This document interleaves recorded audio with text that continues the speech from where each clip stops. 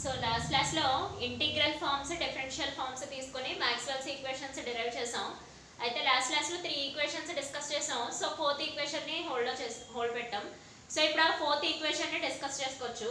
So Maxwell's fourth equation integral form తీసుకొని మనం differential ఫార్మ్కి prove చేస్తాం అంతే. సో ఫస్ట్ 3 ఈక్వేషన్స్ కూడా అలాగే ప్రూవ్ చేస్తాం. ఇప్పుడు ఫోర్త్ ఈక్వేషన్ని కూడా అలాగే ప్రూవ్ చేద్దాం. సో ఆంపియర్స్ లాస్ని బేస్ చేసుకొని ఫోర్త్ ఈక్వేషన్ వస్తుంది. సో ఆంపియర్ లాని బేస్ చేసుకొని ఫోర్త్ ఈక్వేషన్ చెప్తాం. Line integral of magnetic field that will be equal to mu naught into I, where B is the magnetic field. So capital B అనేది మనకి magnetic field. ఇక్కడ mu naught అంటే permeability of the free space. So mu naught అంటే మనకి permeability of free space అవుతుంది. ఇక్కడ I values మనకి already current అని తెలిసిన విషయం. ఓకే, సో ఆంపియర్స్ లాని బేస్ చేసుకొని ఒక ఈక్వేషన్ ని డిఫైన్ చేస్తాం. ఏమని? Line integral of B dot dl will be equal to mu naught into I అనే విషయం. ఓకే, సో దీన్ని left hand side right hand side, so equation కి left hand side right hand side కూడా Stokes theorem use చేసుకొని same integrations ని perform చేసుకోవాలంటే both sides కూడా అంటే LH సైడ్ RH సైడ్ కూడా either it is surface integration ఉండాలి, లేదా వాల్యూమ్ ఇంటిగ్రేషన్ ఉండాలి, లేదంటే లైన్ ఇంటిగ్రేషన్ అయినా ఉండాలి. ఒక side LH side surface integration ఉండి రెండో సైడ్ వాల్యూమ్ ఇంటిగ్రేషన్ ఉంటే మనకి ఈక్వల్ అవ్వవు, క్యాన్సిల్ అవ్వవు. సో దానికోసం ఈ లైన్ ఇంటిగ్రేషన్ ని సర్ఫేస్ ఇంటిగ్రేషన్ కింద పర్ఫామ్ చేద్దాం. ఎందుకని? కరెంట్ ఇక్కడ ఉన్న I వాల్యూస్ ని surface integral of current density అని రాయొచ్చు. ఎందుకంటే current is equal to surface integration of current density JS అని రాయొచ్చు. సో ఇక్కడ J అంటే మనకి కరెంట్ డెన్సిటీ. సో J అంటే మనకి current density. So J is nothing but small j అయినా క్యాపిటల్ J అయినా current by area. So current by area is nothing but current density. So current ని surface integration of current density into ds అని రాసుకోవచ్చు. So దానికోసం ఈ line integration ని అంటే magnetic field చుట్టూ ఉన్న లైన్ ఇంటిగ్రేషన్ ని స్టోక్స్ థియరం యూస్ చేసి సర్ఫేస్ ఇంటిగ్రేషన్ కింద మార్చేద్దాం. So by using Stokes theorem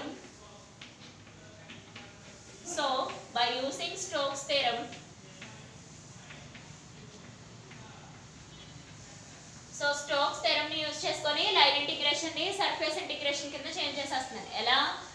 line integral B dot dl will be equal to surface integration gradient cross పెట్టాలి, gradient cross B will be equal into ds. So line integration ని surface integration కింద change చేస్తాను. So ఈ 2 terms ని equal చేసుకొని రాసుకోండి. So ఇది వచ్చేసి ఫస్ట్ టర్మ్, ఇది వచ్చేసి సెకండ్ టర్మ్. సో ఈ 2 టర్మ్స్ ని ఈక్వల్ చేసి రాసుకుంటే మనకి ఇంటిగ్రల్ ఫార్మ్ నుంచి డిఫరెన్షియల్ ఫార్మ్స్ వచ్చేస్తాయి. సో ఇక్కడ 2 టర్మ్స్ ఈక్వల్ చేసుకొని రాసుకున్నట్టయితే surface integration gradient cross B into ds will be equal to surface integration J into ds అని రాయొచ్చు. Surface integration J into ds, where J అంటే కరెంట్ డెన్సిటీ. సో J అంటే మన formula అంటే current by area అని అర్థం. అంటే particular ఏరియాలో ఎంత కరెంట్ ఫ్లో అవుతుందో దాన్ని కరెంట్ డెన్సిటీ అని చెప్తాం. సో ఇక్కడ LH సైడ్ సర్ఫేస్ ఇంటిగ్రేషన్ అంటే బోత్ సైడ్స్ కూడా సర్ఫేస్ ఇంటిగ్రేషన్. సో దానికోసం ఈ ఈక్వేషన్ ఇలా మోడిఫై చేసి రాసుకోవచ్చు. ఎలా?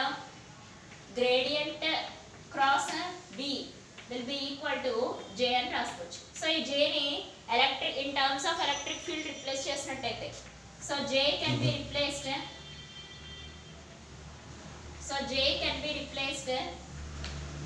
in terms of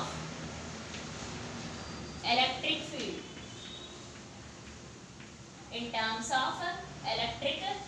Capital E. So capital E తో రిప్లేస్ చేసినప్పుడు J ని ఇలా రాసుకోవచ్చు.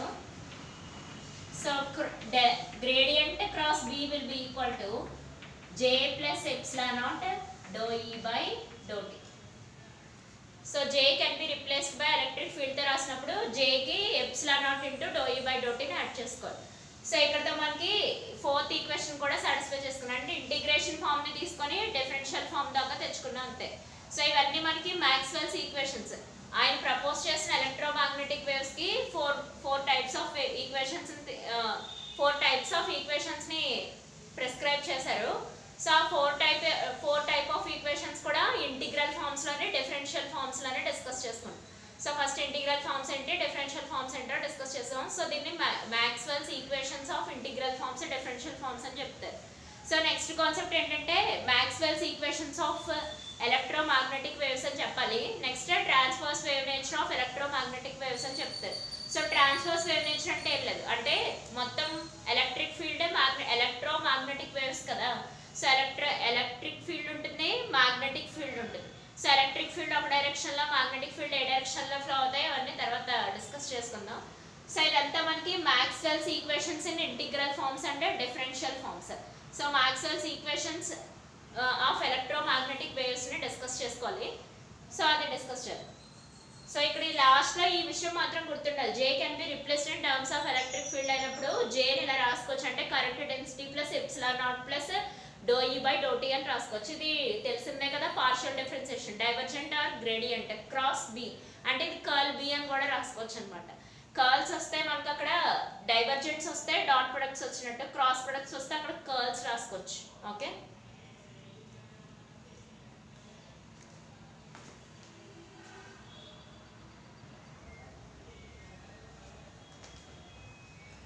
So next concept Maxwell's equations of electromagnetic waves.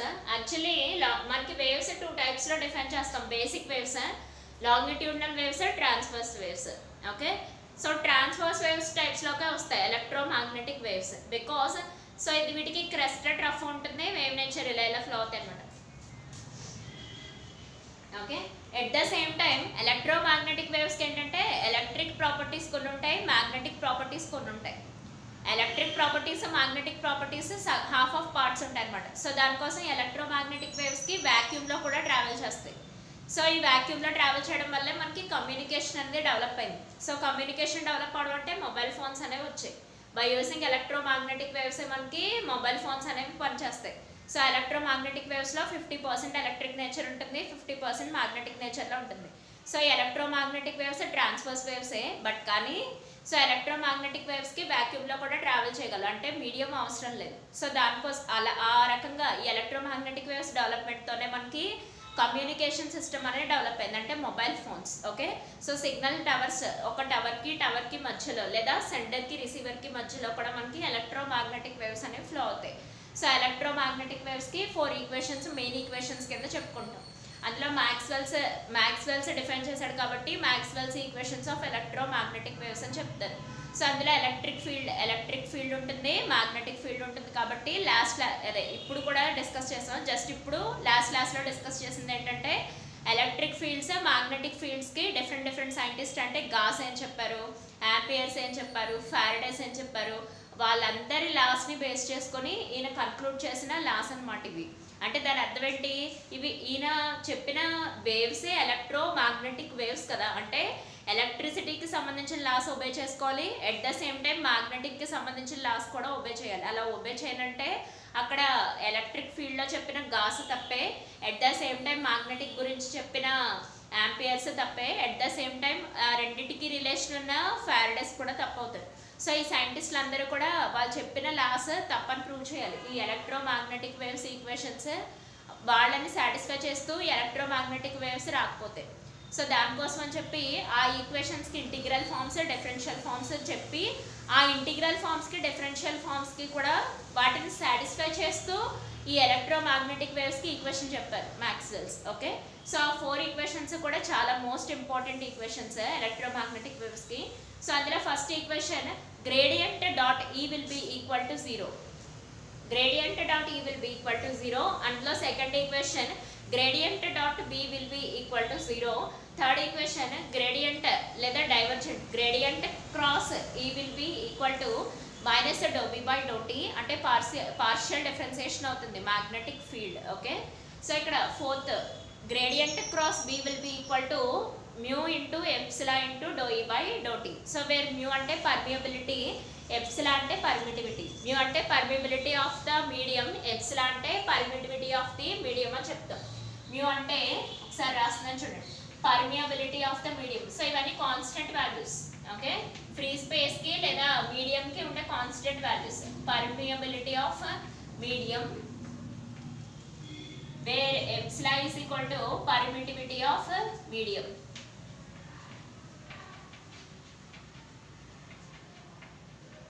Okay, mu అంటే permeability of the medium, epsilon అంటే permittivity of the medium. So ఈ 4 ఈక్వేషన్స్ కూడా electromagnetic waves కి బేసిక్ ఈక్వేషన్స్. సో వీటిని డిఫైన్ చేసింది మాక్స్వెల్ అన్న scientist. So first equation gradient dot E is equal to 0, gradient dot B is equal to 0. Third equation gradient cross E is equal to minus dou B by dou T. Fourth equation gradient cross B is equal to mu into epsilon into dou E by dou T. So ఈ 4 equations మనకు గుర్తుండాలి. First ఏంటంటే integral forms differential forms discuss చేసుకున్నాం. ఏ laws ని use చేసుకొని Gauss laws ని use చేసుకున్నాం. At the same time Faraday's laws use చేసుకున్నాం. Okay, at the same time Ampere's laws కూడా కన్సిడరేషన్ తీసుకున్నాం. సో ఇవన్నీ కూడా ఏంటంటే ఎలక్ట్రిక్ ఫీల్డ్ కి మ్యాగ్నెటిక్ ఫీల్డ్ కి మధ్య రిలేషన్స్ లేదా ఓన్లీ ఎలక్ట్రిక్ ఫీల్డ్ కి సంబంధించిన లాసే. సో వీటిల్ని బేస్ చేసుకొని లేదా వీటిల్ని రిఫరెన్స్ కింద తీసుకొని లేదా వీటిల్ని సాటిస్ఫై చేస్తూ మాక్స్వెల్స్ ఎలక్ట్రోమాగ్నెటిక్ వేవ్స్ కి ఈక్వేషన్ తీసుకొచ్చాడు. So electromagnetic waves mainly uses వచ్చేసి కమ్యూనికేషన్స్ అన్నమాట. ఈ మొబైల్ ఫోన్స్ అనేవి మీకు బాగా ఎలక్ట్రోమాగ్నెటిక్ వేవ్స్ కి బెస్ట్ సోర్స్. ఓకే, సో ఇప్పుడు థర్డ్ ఈక్వేషన్ ని తీసుకొని ఫోర్త్ ఈక్వేషన్ ని ఫాలో చేయాలి. ఫోర్త్ ఈక్వేషన్ తీసుకొని థర్డ్ ఈక్వేషన్ ని ఫాలో చేయాలి. సేమ్ అంతే. అంటే ఈ ఈక్వేషన్స్ ని ఇప్పుడు ఈ ఎలక్ట్రోమాగ్నెటిక్ వేవ్స్ లో ఈ 4 ఈక్వేషన్స్ తీసుకున్నాం కదా. సో ఇప్పుడు వేవ్ ప్రాపగేషన్ కి ఈక్వేషన్స్ డెరైవ్ చేయాలి.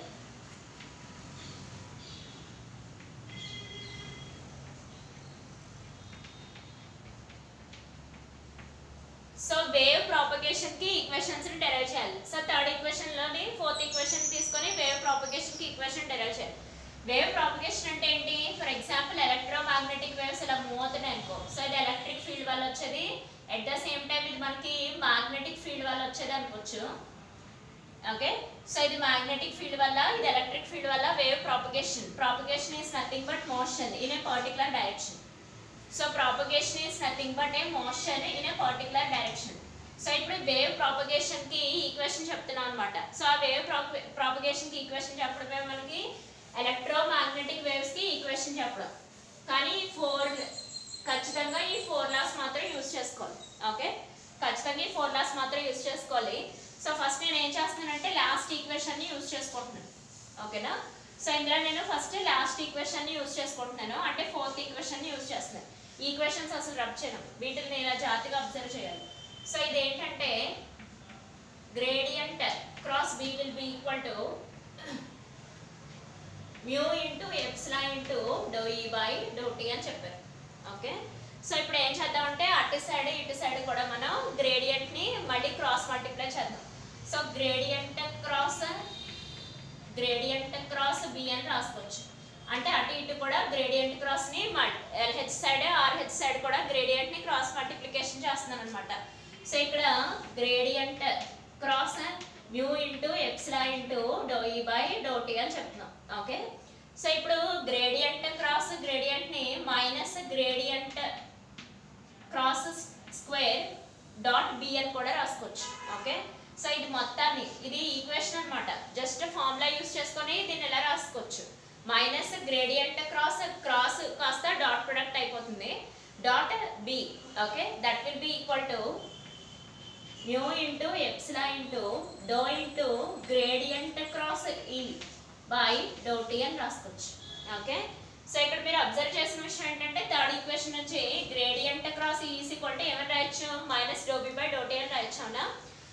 సో ఇది gradient cross B is equal to mu into ఇక్కడ డాట్ ప్రొడక్ట్ వస్తాం, ఓన్లీ ఇక్కడ క్రాస్ ప్రొడక్ట్ వస్తుంది. ఇది ఫార్ములా ఉంటుంది ఆల్రెడీ, ఇది స్టోక్స్ థియరం నుంచి యూజ్ చేసుకొని చేసేచ్చు. సో అదంతా అవసరం లేకుండా డైరెక్ట్గా రాసుకోవచ్చు. That will be equal to mu into epsilon into doe by dow T into, so ఈ ప్లేస్లో నేను రౌండ్ చేసిన ప్లేస్లో minus dow B by dow Tని రాస్తున్నాను, ఎందుకంటే థర్డ్ ఈక్వేషన్ని తీసుకొని. సో థర్డ్ ఈక్వేషన్ తీసుకున్నట్టయితే మనకి minus dow B by dow T అవుతుంది. ఓకే, సో ఇప్పుడు దీన్ని ఎలా కూడా రాసుకోవచ్చు కదా,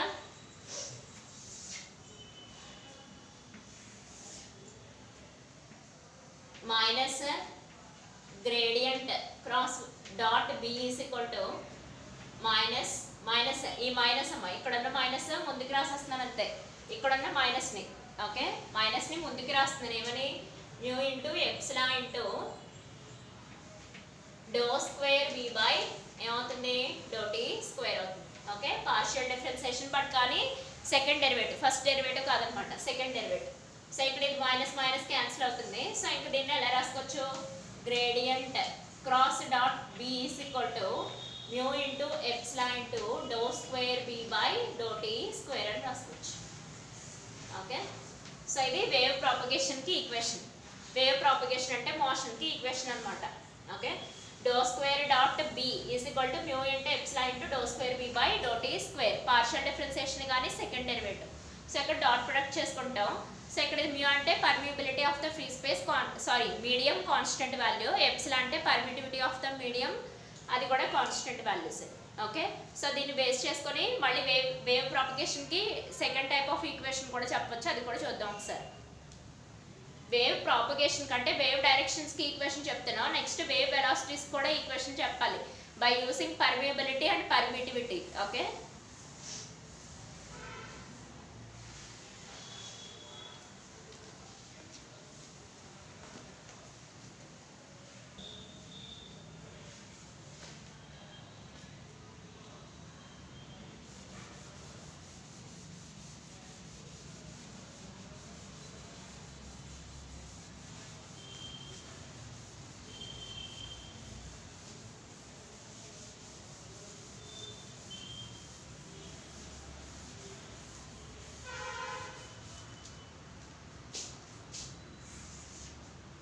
సో ఇప్పుడు థర్డ్ ఈక్వేషన్ తీసుకుందాం. సో థర్డ్ ఈక్వేషన్ తీసుకొని మళ్ళీ వేవ్ ప్రాపగేషన్కి అంటే వేవ్ మోషన్కి ఈక్వేషన్ చెప్తున్నాం. సో థర్డ్ ఈక్వేషన్ రాసుకుందాం ఒకసారి చూడండి. Gradient cross E is equal to minus do B by do T.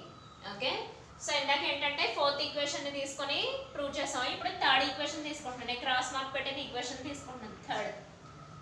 So third equation లో కూడా సేమ్ ఆ two LH side RH side కూడా మళ్ళీ గ్రేడియంట్ తో మళ్ళీ క్రాస్ మల్టిప్లికేషన్ చేయాలి. ఓకే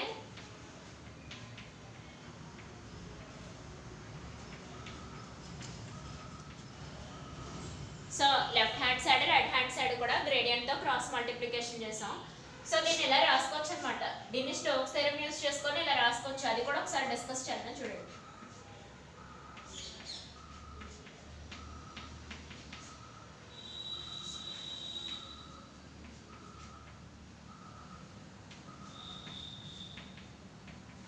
ఓకే అంటే ఈ టర్మ్ ని కంప్లీట్ గా ఇలా రాసాను అంటే గ్రేడియంట్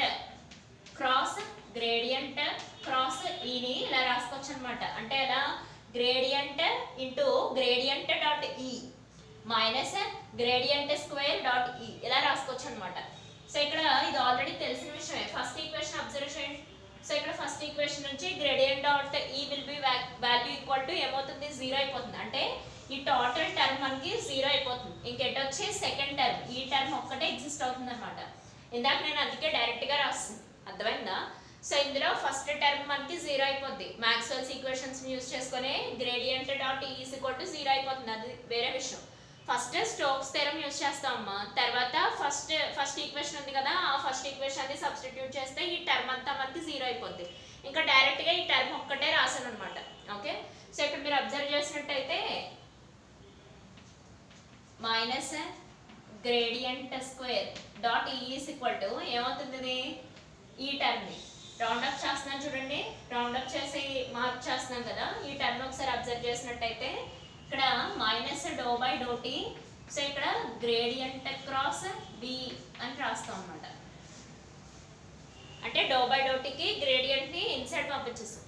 ఓకే సో ఇప్పుడు గ్రేడియంట్ క్రాస్ బి అంటే ఇక్కడ మనకు ఆల్రెడీ తెలిసిన విషయం చూడండి. గ్రేడియంట్ క్రాస్ బి అంటే వాల్యూ అంతా ఫోర్త్ ఈక్వేషన్ నుంచి mu into epsilon into do E by do T అవునా. సో ఇక్కడ ఫోర్త్ ఈక్వేషన్ నుంచి చూసుకోండి. So from fourth equation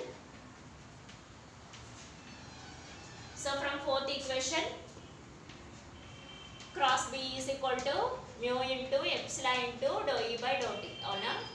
so ఇక్కడ ఫోర్త్ ఈక్వేషన్ నుంచి gradient cross b is equal to mu into epsilon into dou e by dou t. So అదే విషయం ఇక్కడ substitute చేయాలి. ఓకే. సో ఇక్కడ నేను మార్క్ చేసిన చోట సబ్స్టిట్యూట్ చేయాలి. సో దీన్ని ఎలా రాసుకోవచ్చు, minus gradient square dot E is equal to, so minus doe by do T ఏమవుతుంది, ఇది mu into epsilon into do E by do T అవుతుంది. ఓకే. సో ఇక్కడ మీరు అబ్జర్వ్ చేసినట్టయితే మ్యూ ఈ ఎప్సిలాన్ కాన్స్టెంట్. సో దీన్ని ఎలా రాసుకోవచ్చు, minus do square dot E is equal to minus mu into epsilon into do square E by do T square అని రాయొచ్చు. So minus minus cancel. So do square dot E will be equal to mu into epsilon into do square E by do T square. Okay. So ఇదంతా wave ప్రాపగేషన్కి equation. So third ఈక్వేషన్ని base చేసుకొని fourth ఈక్వేషన్ని base చేసుకొని, so ఉన్న ఈ basic 4 equations base చేసుకొని రాస్తాం అనమాట ఈక్వేషన్స్. ఓకే. ఒకసారి రీకలెక్ట్ చేసుకున్నట్టయితే gradient cross E is equal to minus do B by do T third equation. Okay. So అటు side left hand side right hand side కూడా గ్రేడియంట్ని క్రాస్ మల్టిప్లికేషన్ చేసాం. So ఎప్పుడైతే గ్రేడియంట్ని క్రాస్ మల్టిప్లికేషన్ చేసామో Stokes theorem use చేసుకొని gradient into gradient dot E అంటే minus gradient square కింద రాసుకోవచ్చు. సో గ్రేడియంట్ డాట్ ఈ అంటే ఫస్ట్ ఈక్వేషన్ నుంచి, సో ఈ ఫస్ట్ ఈక్వేషన్ నుంచి రాసుకోవాలి. సో ఫస్ట్ ఈక్వేషన్ నుంచి వాల్యూ ఎంత మనకి 0. సో నేను సర్కిల్ చేసిన ఈ టర్మ్ అంతా 0 అయిపోతుంది. ఇంకెటు వచ్చి సెకండ్ టర్మ్ ఒక్కటే మిగులుతుంది, అది ఒక్కటే ఇక్కడ రాసాను. అంటే minus gradient square dot E is equal to minus doe by do T, minus doe by do T. ఇక్కడ బీకి గ్రేడియంట్ క్రాస్ బి పెట్టాను అంతే. సో ఇక్కడ నేను మీకు మళ్ళీ ఇలా హైలైట్ చేసి చెప్పాను కదా, దానికోసం అనమాట. సో ఇక్కడ ఫోర్త్ ఈక్వేషన్ నుంచి gradient cross B is equal to mu into epsilon into do E by do T ఉంది కదా. సో ఈ ఈక్వేషన్ని తీసుకెళ్ళి అక్కడ సబ్స్టిట్యూట్ చేయాలి. సో చేసినట్టయితే ఏమవుతుంది, మైనస్ మైనస్ లాగే ఉండిపోతుంది. ఇక్కడ సెకండ్ డెరివేటివ్ అవుతుంది, అంటే do square E by do T square అవుతుంది. ఓకే. సో ఇక్కడ minus minus cancel, gradient square dot E is equal to mu into epsilon into do square E by do T square అవుతుంది అనమాట. Okay. So ఇదంతా Maxwell's equations. Maxwell's ఈ 4 కూడా మనకి Maxwell's ఈక్వేషన్సే. So the Maxwell's equations ఎవరికి, electromagnetic వేవ్స్కి. So మిగతా రిమైనింగ్ కూడా వేవ్ ప్రాపగేషన్కి ఈక్వేషన్స్ చెప్తున్నాం అనమాట. వేవ్ ప్రాపగేషన్ ఈక్వేషన్ డెరివేషన్ అని చూసాం ఇప్పుడు బోత్ కూడా. సో ఇప్పుడు వేవ్ వెలాసిటీకి ఈక్వేషన్స్ చూడాలి. సో వేవ్ వెలాసిటీకి ఈక్వేషన్స్ వెలాసిటీ ఆఫ్ ద లైట్కి ఈక్వల్ అవుతుంది అనమాట. సో అదేంటో ఒకసారి డిస్కస్ చేద్దాం.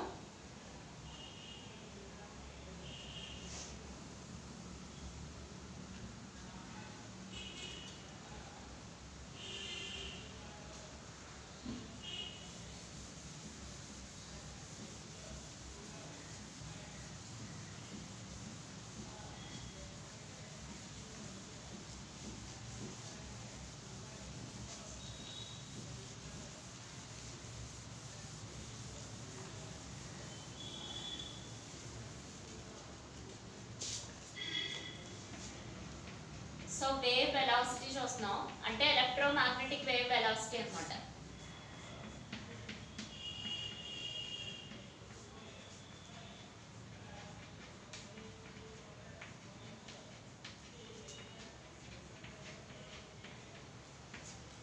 So electromagnetic wave velocity discuss చేస్తున్నాం. So velocity V is equal to formula 1/√μ into epsilon అన్నమాట.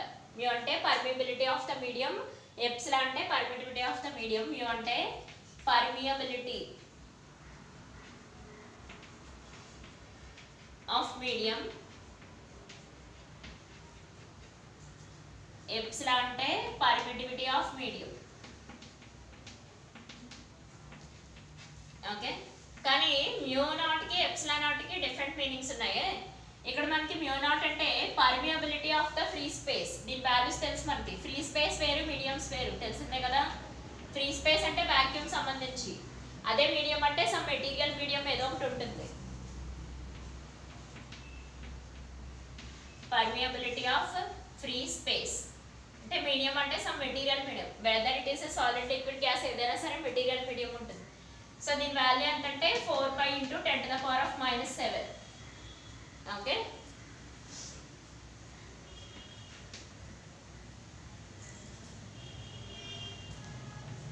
పర్మిటివిటీ ఆఫ్ ఫ్రీ స్పేస్ అవుతుంది ఎప్సిలాన్ నాట్ అంటే.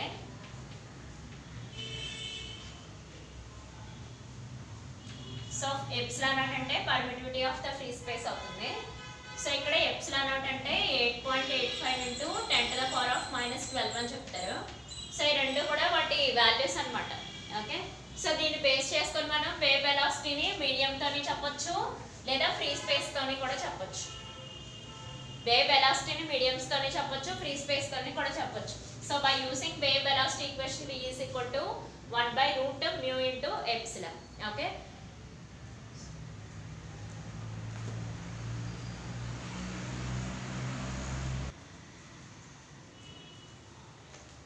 సో ఇక్కడ ఫ్రీ స్పేస్ కి చెప్పినట్టయితే 1/√μ0 into ఎప్సిలాన్ నాట్ అవుతుంది ఫ్రీ స్పేస్ కి. ఎందుకంటే ఫ్రీ స్పేస్ కి ఆల్రెడీ మనకి వాల్యూస్ తెలుసు కదా.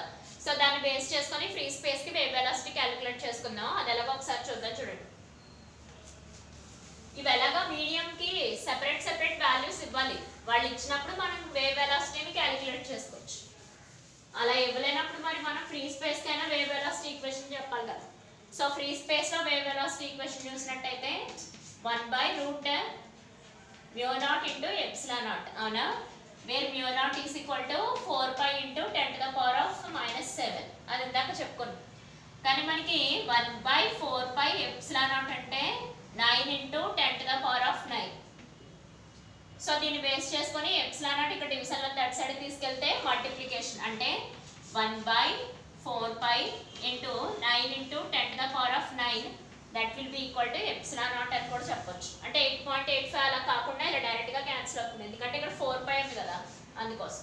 సో ఇక్కడ wave velocity V is equal to 1/√4π into 10⁻⁻7 into, so ఇక్కడ ఎప్సిలాన్ నాట్ అంటే ఇలా తీసుకోవచ్చు ఏమని 1/4π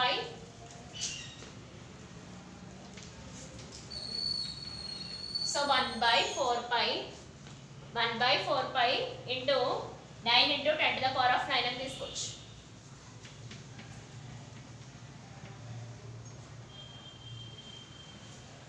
ఓకే,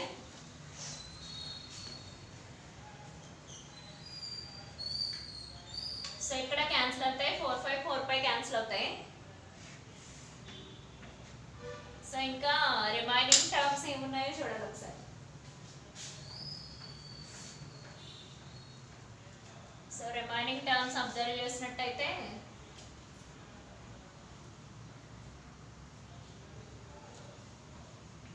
నా 1/9 వస్తుంది. సో 1/9 ఇది ఓకే.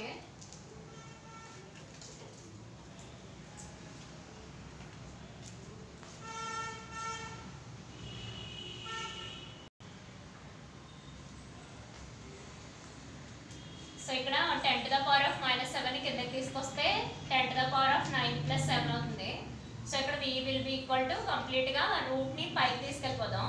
సో ఇక్కడ 9 into 10⁻16 అవుతుంది. సో దీన్ని ఇలా రాసుకోవచ్చు అంటే 3 into 10⁸ అనమాట మీటర్స్ పర్ సెకండ్ అవుతుంది. అంటే ఈ వేవ్ వెలాసిటీ, సో ఈ wave velocity of the light కి ఈక్వల్ అవుతుంది. అంటే wave velocity equal to velocity of light కి ఈక్వల్ అనమాట. అంటే electromagnetic waves velocity light velocity రెండు సేమే. ఎప్పుడు ఫ్రీ స్పేస్ లో అయితే, ఫ్రీ స్పేస్ లో light velocity electromagnetic wave velocity రెండు సిమిలర్ అని చెప్పడం కోసం ఈక్వేషన్ ని యూజ్ చేసుకుంటాం అంతే. ఓకే, వేవ్ వెలాసిటీ ఫార్ములా అయితే 1/√μ0